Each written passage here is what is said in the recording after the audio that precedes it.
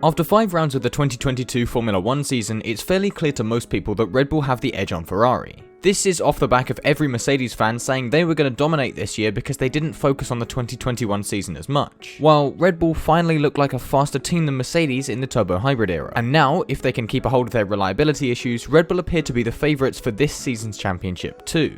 Which got me thinking, as the Red Bull fanboy that I am, that Red Bull could genuinely be the most successful team in F1. And I don't just mean in terms of numbers, because if we're looking for the most wins or championships, it's not going to be Red Bull. You see, while they don't have nearly as many Constructors' Championships as Mercedes or Ferrari, they are the only team that's been able to consistently fight at the top of F1 since 2009. Ferrari have had bad years in 2020 and 2021, and Mercedes are having a bad year right now, but not Red Bull. The team that was a joke to so many people when they first joined the sport is now staring in the face of their 6th Drivers' Championship. Of course, what we consider to be a successful team is very subjective. For the budgets they're working with this season, Williams and Haas can be considered successful. But still, consistently scoring points is one thing, finishing top 3 in every season bar one since 2009 is another. So why are Red Bull the most successful team in F1? Settle down and let's get into some good old-fashioned John Warren waffle. But first, this video is sponsored by Atlas VPN. If you want to protect yourself online and protect your wallet at the same time, then you need Atlas VPN. They offer protection for just $1.99 a month, and there's a 30-day money-back guarantee if you're not satisfied with it. But I think you will be satisfied with it, and here's why. As well as being able to watch all the TV shows that are blocked in your country online, Atlas VPN lets me watch Formula 1 on F1 TV Pro. I live in the UK, and thanks to licensing issues with Sky Sports, we don't get F1 TV Pro here, which is a shame because not only is F1 TV cheaper, but it lets you watch the onboards from every driver live at any time in the race. The way I got it was simple. I installed Atlas VPN, changed my location to the USA, and suddenly I was able to pay for F1 TV Pro. All I need to do now is make sure I have the VPN switched on every time I watch, and I'm saving myself way more money than I pay for the VPN. But if you're not sold on that, or maybe you already live in a country that has F1 TV Pro access, then Atlas VPN still has some features that would be useful to you. For instance, the app has a feature where you can enter your email address and it will automatically check all over the internet to see if your passwords have been leaked anywhere. And as well as this, when you're on a public Wi-Fi network such as in school or in work, you can use Atlas VPN to not only mask what you're searching for to the owner of the network, but also to bypass the restrictions they almost always have in place. There's way more features to Atlas VPN than the ones I've just mentioned, so for a 3-year deal at just $1.99 a month and a 30-day money-back guarantee, head to the link in the description. Thanks to Atlas VPN for trusting me not to ruin their brand image again, and now let's forget our mirror checks before we rejoin the video. So, what makes a successful team? Well, as I mentioned earlier, it depends on who it is. But for Red Bull, it would be fair to assume their sole purpose in F1 remains to be to generate sales of the drink. Red Bull are unusual for an energy drink in that they spend a third of their budget on marketing. To put that into perspective, Monster Energy spent $100 million on advertising, while Red Bull spent $1 billion. The ultimate goal of this spending on marketing is to make more money. Obviously. So the fact that Red Bull still have an F1 team running is proof that they have to be successful at promoting the drink. But how successful? Obviously, I can't put a number to this, but it's very. Red Bull's F1 team generates them a lot of TV time, of course. If they were backmarkers, they'd only be on TV when they get lapped, but they've been fighting for the win in every race this season and last. And guess what? People are more likely to buy something they see on a winning team than one that gets lapped every race. Like, realistically, how many bags of fertilizer did Uralkali sell last year thanks to their F1 sponsorship? Probably not that many. But it's not just as simple as winning stuff. People have to like you too. Red Bull estimate that last year their fanbase grew to 92 million fans, which is a lot. In fact, it's so much that there's only one team that has more fans than that, which is Ferrari. And with 92 million people actively interested in your team, you could reasonably expect 92 million people to gravitate towards Red Bull if they're looking to buy an energy drink. Sure, maybe not all of them will ever want to buy an energy drink, but a good proportion of them will, and when they do, it only costs Red Bull 9p to make the thing, and they can sell it for at least £2. Oh, and of course these fans might buy Red Bull Racing merchandise, which not only probably makes the company £25 per sale, but it also ends up being more free advertising, as people walk around with your logo on them voluntarily. But I'm assuming you're not all here to hear me waffling about how much it costs a rich Austrian guy to make a can of energy drink. So let's talk about the F1 side of things, starting back in 2005 when Red Bull first entered the sport. Dietrich Mateschitz bought the old Jaguar team in 2004 for a whopping $1.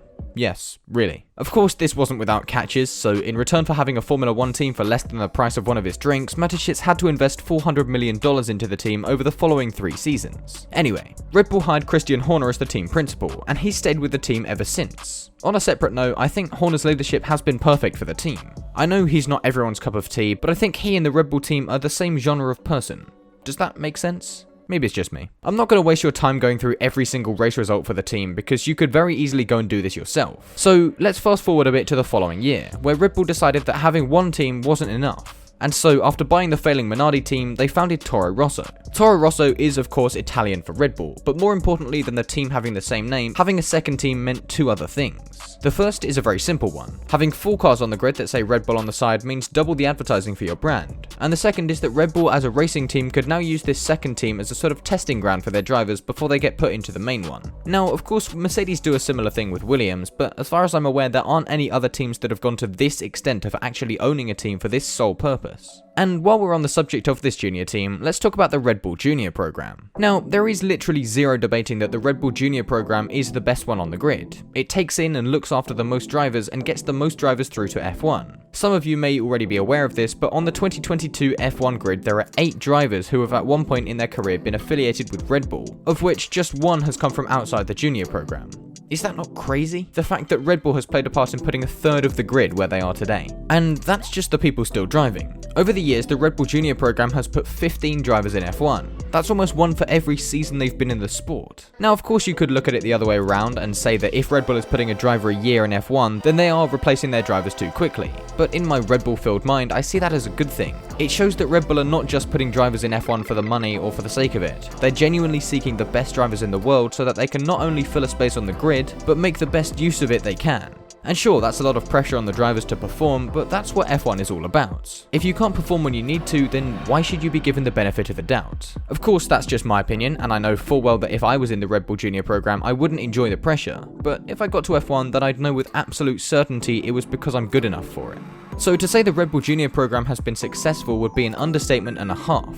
No junior program to my knowledge has got this many drivers into the sport and kept them there. Sergio Perez is one of just 2 drivers ever to drive for Red Bull or Toro Rosso and not be taken from the junior program. That's pretty good going if you ask me. On track, it's been hard to ignore their success either. Pretty much everyone, regardless of who they were supporting last year, agreed that with Red Bull investing so much into the 2021 championship and Mercedes so little, apparently, Red Bull would be on the back foot for the following year. But that's not the case. They appear to have the best car in the races, and with Max Verstappen behind the wheel, there's been a 100% win race per finish for him. If a team can seemingly throw everything they have at winning the championship one year and come through the biggest regulation change in the sport exactly where they were, they have to be considered successful. And there's one man who Red Bull can thank for that success, who is called Adrian Newey. Coupled with Christian Horner and Max Verstappen, he completes what is arguably the perfect designer, team boss and driver combination in F1. Going back to what I mentioned at the start of the video, Red Bull have been fighting at the front since 2009, and in that time there have been 4 major regulation changes, 5 if you include 2019. With the exception of 2015 where they had an abysmal engine, the team has scored a win every season. You don't do that just by being lucky with regulations, you do that by being the best team on the grid. As a final point, Red Bull are now so successful in terms of active fans and on-track performance that the actual energy drink doesn't need to spend a penny on the team.